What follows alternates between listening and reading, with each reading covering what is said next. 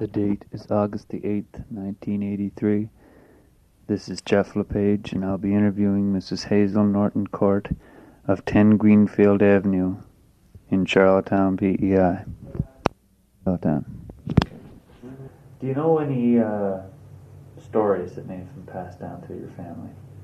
Any kind of a story about the Irish people that were on the island, that came to the island, and what their experiences were, what it was like for them? I imagine it was quite hard, but...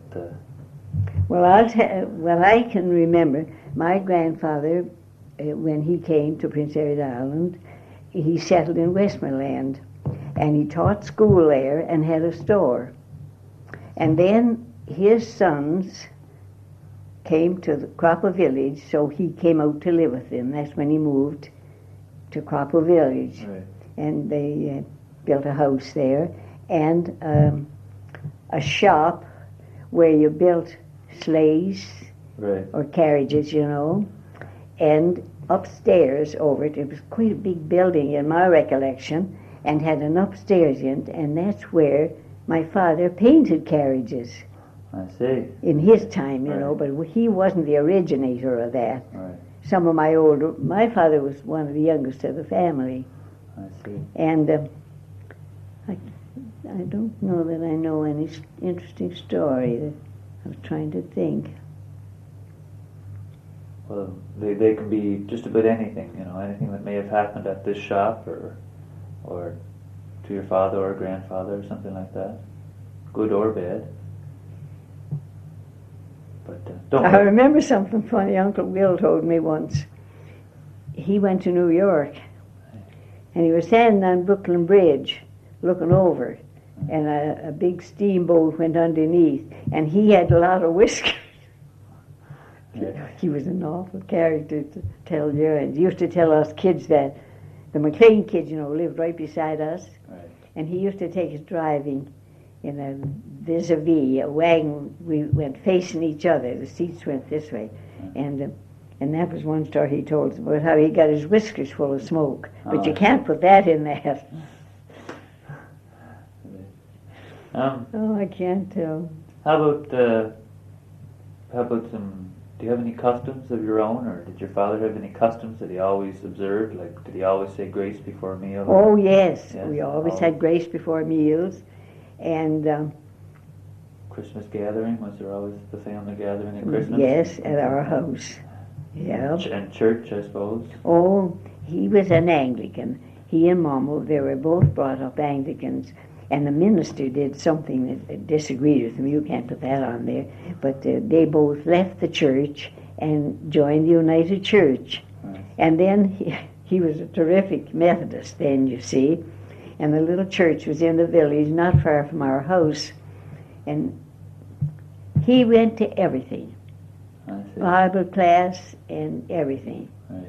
And he used to go to, what did they call that? There was in the week, there was an evening service, and I was only a little girl, but I could play the organ. I see. And he dragged me up to this service to play, and they were all old people, and they'd all get down on their knees, and of course I wouldn't play when they were praying, Right. but then they'd all get up and sing. Could you imagine what it'd be like? Right. The playing. I wouldn't be more than 12 years old, or 12 or 13, and I could just hear them. And while they were praying, I'd be counting the pictures on the wall, and you know, old-fashioned chimneys had a glass thing around it, Okay. Yeah. you know, and they used to break. They'd come off, and the old lady had them hung on the corner of every picture. I'd count those things. Right. Right. See, you can't put any of that stuff down, see? Right. Okay. How about superstitions? Was your father superstitious? Did he have anything like A little bit, A little bit? yes. What were some of his? Well, not to go under a ladder, I see. and he had something else. Black cat or anything like that? Oh, he used to tell something about playing cards. Could it be? And something happened, and they blamed it on the cards being bring the bad luck. I see. But I don't remember those things very well. Right. I see. But I can't think of anything else. How did your parents come to meet? Like, how would they have come to meet? Was it just because they lived fairly close together, or was it? Yes, they lived in the same. My mother lived at Croppo. That's right, and so did he. And then she went to Boston when she was young, and she didn't come back till she came back to be married. I see. And that's how they met, was in the village. I suppose they went to the same things. Right.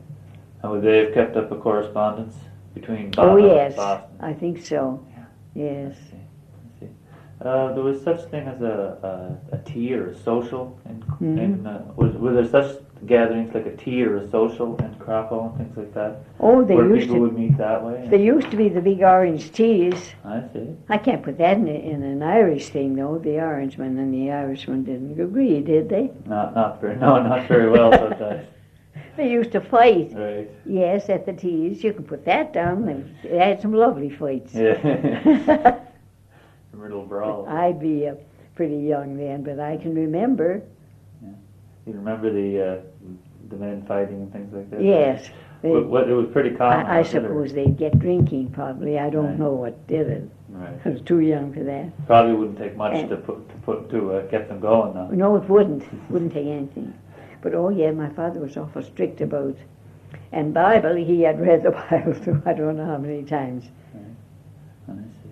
And so he's very religious himself. Like yes, he was. Yeah. Very much into religion. He was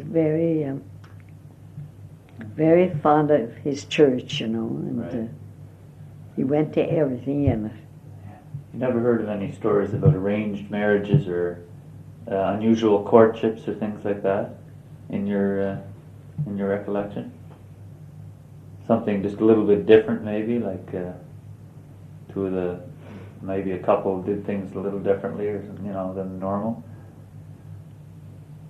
No, my uncle that was married to Aunt Isabel was drowned at the bridge, he had a store in Tryon, and he was drowned while barraging up the goods, drowned at the bridge. Oh, I see. I think my uncle was drowned at the same time. Oh. I imagine the death is. What happened to make him to? Well, it's you know that bridge has a current. There's something. It's called the Bito. It's L''ABIT.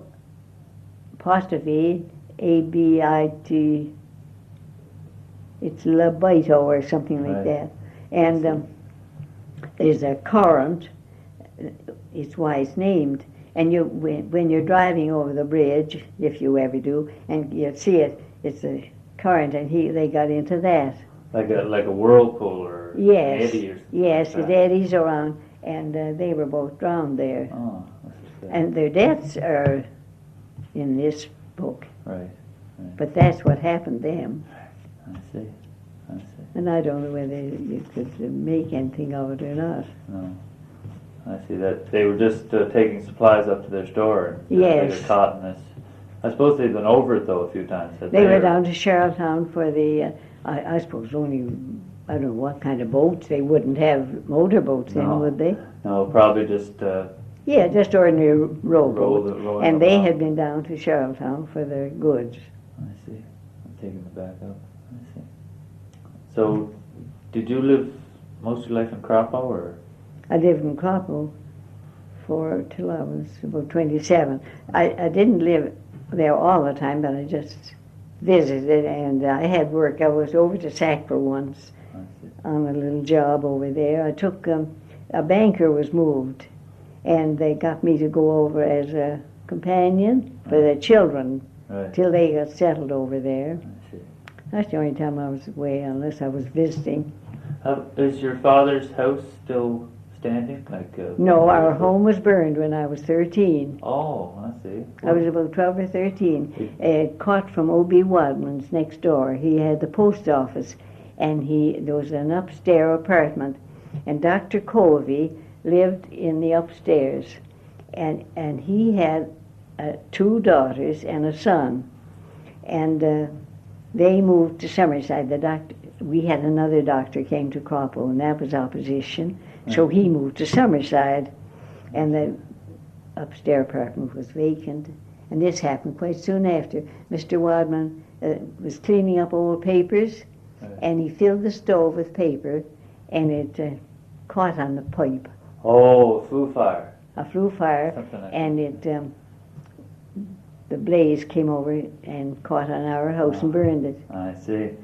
So anything like an old diary or a deed or something Well, like we that? lost all my grandfather's stuff. My grandfather Reed was the correspondent of Lazy Westmoreland. You know, up there in Cropper we have the records, you know. Right. The English church, she gave them land, the glebe land, and gave the hall to Croppo. She was Lady Fane's daughter. I see. And Lady Fane was a landowner here. Right. And she gave Westmoreland a school, and she gave Croppo a hall, and she gave the English church the glebe lands. I see. And I think it's rented now. I imagine it's used. Right. I'm not up there much. Right. I see. So the house is burnt. That's too bad. A lot of houses I found have had things like that happen to them. Houses have been burned quite a bit, you know, and Yes. deeds lost and things like that. Well, all grandfather's papers were lost. I see. Yeah. And he kept quite a record of them, I'm sure, did he? Oh, he had all the letters from Lady Fane Right. and the Countess of Westmoreland. He had quite a record, but it all went, you see, they couldn't get up to the where they were stored. The house went so fast. Right. And my grandmother was living then, and they got her out and got Ernest, my little brother, and myself, and sent us to the neighbors, and we watched it burn. I see. That's too bad. Yes. Yes. Yeah, but what I thought of most was grandfather's things, you know, that we could have, if they'd have been anywhere available, but they weren't. Yeah, I see. That's too bad. Yeah, it was too bad.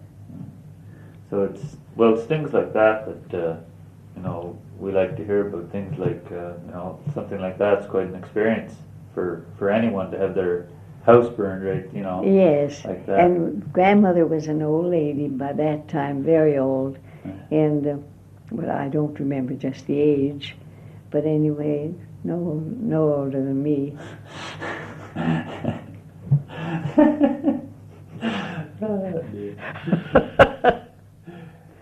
Oh dear, yes. And then so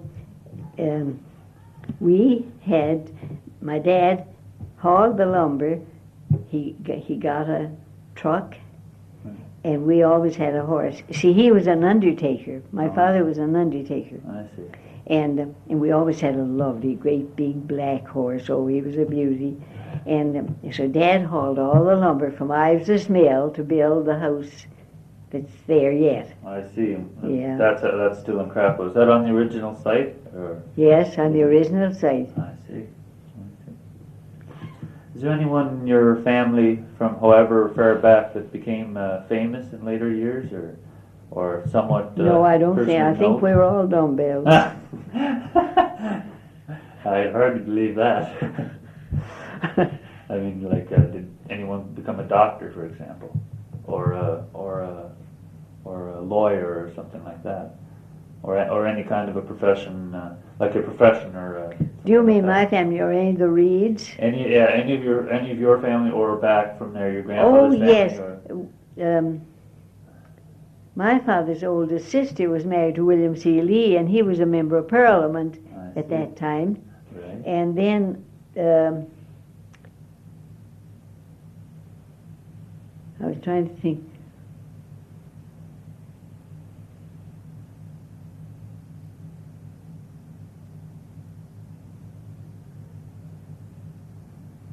His brother, my grandfather's brother, went to the States, and he became a lieutenant colonel. I have the story of his life. I have it in a little book. And he's on record, you know, in that cemetery in Washington. Oh, I see. And he was Colonel John B. Reed.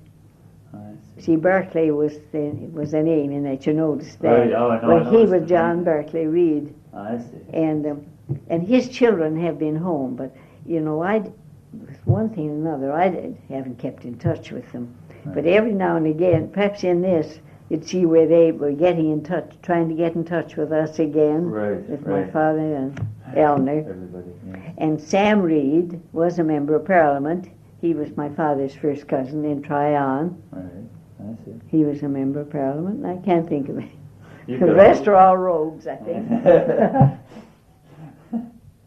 Certainly not that. The Dad's brothers all went to the States. Right. Not any of them stayed here. I see. Did, Uncle Charles was the, I don't know whether he was younger than Dad or the next to Dad. He sailed for Australia, and they never heard of him after. See, it wasn't like today with telephone, telegraphs, right. And there was no communication. And letter was about the only way. Well, a letter'd be months coming. Right. Well, they never heard of him after, and they just, I think, took it for granted that something had happened to him. But my grandmother went right off her mind, and she never got better. Oh. And she called everybody Charles. Everybody. My little brother was Charles. My father was Charles. Everybody. I see. That's too bad. That was the only thing that stayed in her mind was his name. Right. His memory kind of thing. Yeah. I see. That's too bad. Well, that's not very interesting for you. Oh, certainly it is. Certainly. You'd have to make the story. And then my Uncle Gwale went to New York. He's the one who got the whiskers full of smoke. Right. Oh, did he ever love to tell us yarns? And and he was married to Mrs. McLean's sister. You know, we were kind of connected with the McLeans in that way. Right. And Mom and Mrs. McLean were first cousins. I see. Yeah, but that's not Reed's. No, there's a connection there for sure. I see. So your father was an undertaker. How long was he at that? Like an undertaker, like how long? He was at that till he was beginning to get old, and then another undertaker came into the village, and he gave it up. I see. How many years would that have been now? About 30 or 40? Dear me. Well, he was getting old then. How old would I be? I wasn't married. I wasn't married till I was 27. I was an old maid, and but Harry and I couldn't get married because he didn't have any right means. You know, he wasn't well enough off, and so isn't that awful now? I can't tell you what year, but he was getting up in years. Right. He was there a good long while then, right?